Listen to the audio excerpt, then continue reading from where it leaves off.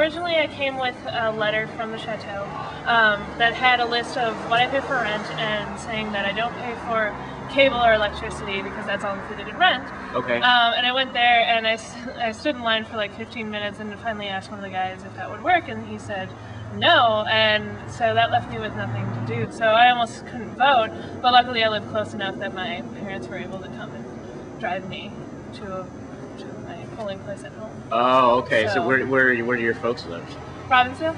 Okay, so you just went out there and voted there instead. Yeah, but it was a huge pain because I had to wait until after work, and like I don't have a car, so I had to arrange them to pick me up. And did you talk to other people who have experienced similar problems who live in the Chateau? Yeah, my roommates had the same problem. One of my roommates pre-registered, so it was okay. They didn't ask for any documentation at all, so that was great.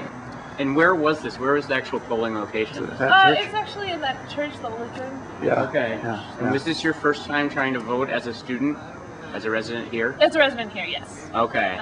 And they said, and I know the lady who works at the office said that it had worked in previous years, so she didn't understand why it didn't work. I went there twice. Yeah. I went there at 10 and 11. Okay. But if you hadn't had the option of going to Robbinsdale, you would have essentially not been able to vote. I would have been able to. Okay.